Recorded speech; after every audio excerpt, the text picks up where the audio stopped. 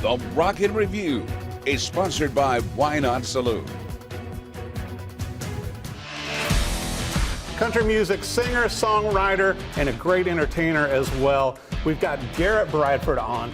Garrett, it's so nice to have you on. Thank you so much for having me on. It's an honor to be on. You know what? I felt like I knew you already from your song on Yellowstone. Yes, sir. Yes, sir. That made a little splash for you. That was incredible. I mean, that was a life-changing thing. As I always say, it was a God thing. I met Taylor Sheridan, who created the show, moved to my hometown. Became a friend. And became a friend. I was doing work for him on his ranch, and one thing led to another, and eventually he found out I played music, and he would have me come up and play for all the different people that would show up. He'd have parties and things, so I got to meet all the cast. And then one day we were sitting on his porch, and he said, you know, sometimes when people are songwriters and they know I got the big, you know, the #1 show in the country, they'll ask me if they can write a song for the show.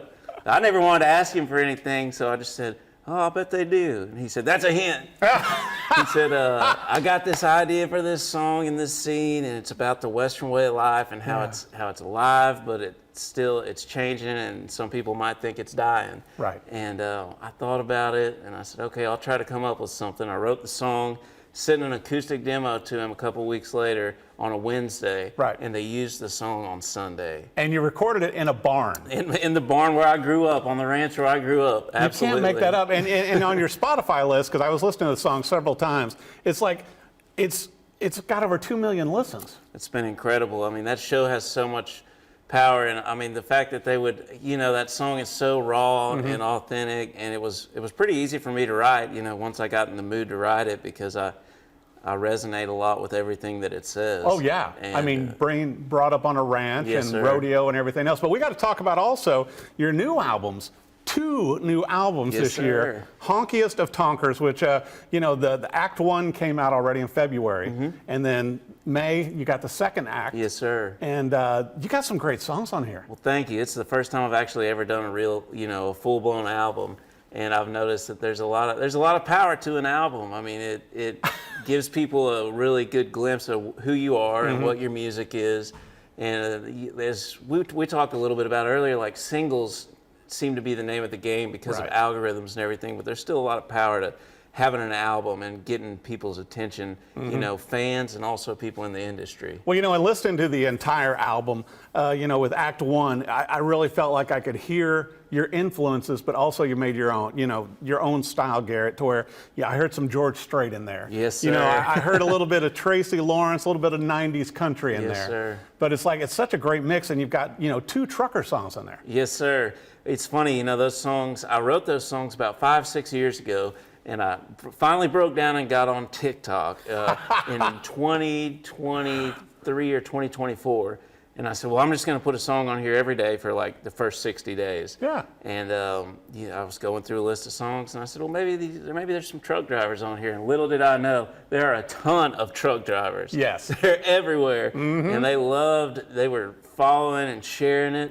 And I thought, you know, the truck driving songs were such a huge thing in classic country music, right, but you haven't heard very many in a long time. Yeah. And I put those out, and they've been, other than my Yellowstone song, they're my next 2 most popular songs. I noticed on your playlist. Cool. But, you know, I got to bring up also, I love, you know, 50 in the Fast Lane. Yes, sir. And the backstory on that, because, you know, while you've been in this business, it's like, it's not, you know, you've been fortunate, you know, and you know, with some of the releases you've had and getting attention, national TV show and everything. But it also is not always shiny with being in music. No, it's really not. It's an interesting thing, you know. It's a constant battle of feeling like you're 10 foot tall and bulletproof when good things are happening, and then there's also low points where you're like, am I crazy? You know, should I go back home and, you know, work or something? But I've been very, very fortunate and very blessed to just meet a lot of the right people that have been able to propel me along and push me forward and always encourage me. And I got a great family. My mom, Mary, and my dad, Milt, always encouraged me. He passed away a couple of years ago, and he was always very adamant that I do this because I love it. And, you know, whenever I do get to feeling down or I feel like it's getting tough, I just think, well, it's not as hard as building a fence. Exactly. And we both built fences. Yes, sir. Yeah, something about lifting a railroad tie and digging out the holes, stretching wire. I've done my share. Yes, sir. Yeah, I always and remind especially myself. that Texas soil is not forgiving. No, it's pretty rocky down there.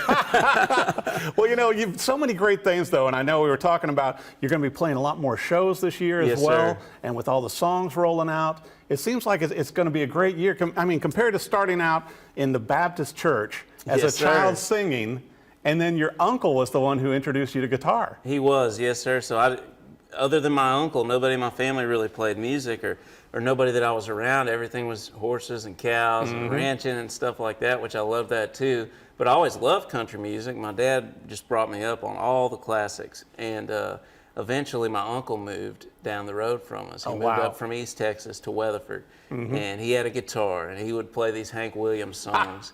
And man, it was just so cool getting to learn from him. And then eventually my dad got me a guitar at the pawn shop, and I was off to the races. The next day after he got you that guitar at 11 years old, you wrote 2 songs. Yes, sir. And then in high school, you recorded your first batch of songs? Yes, sir, I did. And actually, I mean, it was an album, and it's not up anymore. I mean, I kind of, it was You never. had to bring that back I or re-record should. them. I should. I did that with Dan Roberts, who was a huge influence on me. He's a guy who wrote like Beaches of Cheyenne for Garth Brooks. And he moved to Texas, and I went to school with his son. And I'll never forget the first time I went over to their house. I would always ask my friends' dads, "What do you do for a living?" And I said, "What do you do for a living?" And he said, "Well, I write songs." And I said, "You can get paid to do that?" And he said, "Yeah." And ever since then, I said, "Well, I got to do that. That's the best job anybody's dad has." Oh my gosh! And you connected with 3 of the top songwriters here in Nashville. Yes, so sir. between recording, and writing in Texas and Nashville. I've been so blessed. I mean, the way I was always apprehensive about coming up here, because I thought maybe, I don't know, I had these preconceived notions that it would be hard to meet people and hard to break in, but people in Nashville have just been so down home and welcoming. And I mean, it really helps that I had the song on Yellowstone. I mean, that's obviously a huge door opener. Well, also, though, I got to say this, Garrett, you're legit. I mean, you're the real deal. I mean, you've worked on the farm, you've built fences. Yes, sir. It's like you've done it. You've done rodeo, the whole thing. It's like, and I think that comes through your music too. Well, I appreciate that. I always just try to, I try to write songs that resonate with me and the people I grew up around, and I'm finding that there's a lot bigger audience for that than I originally thought. Yes, there is. Even on TikTok. Even on TikTok. Even on TikTok. Who knew? Well, I want to make sure for our viewers, with the albums out, with the new songs and everything you've got going, also with the upcoming shows and tours you're going to have all over the country, where do viewers need to go to keep up with everything you're doing? Also the merch. Yes, sir. We were just talking about that. We're going to work on some merch. I need to up my merch game, but I post, obviously, my website, GarrettBradford.com. Tour schedule and things like that will be on there, new releases. And then social media wise, I always encourage people to go to like Instagram, because that's usually where it's easier to post your shows and things like that. TikTok is great though. Garrett Bradford TX is my name on there if you want to hear new songs. Kind of like and Texas. Keep up. Yeah, who'd have thought it? You can't leave your roots behind. No, you can't. I never want to either. You know how us Texans are. Yeah. They say you can always tell a Texan, but you can't tell them much. Well, I'll tell you what, you can certainly tell great music, and you're going to want to add both of these albums to your playlist, The Honkiest of Tonkers, Garrett Bradford, and also go see him live. You're going to love the music he's doing, and just you might see a new guitar or two out there also. He's got a couple. Heck yeah. But go check it out and add these new songs, the entire new albums. You're going to love them all as much as I do. Thanks for coming on the show, Thank you so much, buddy. It's been an honor. I'll be coming out to see you live. Yes, sir.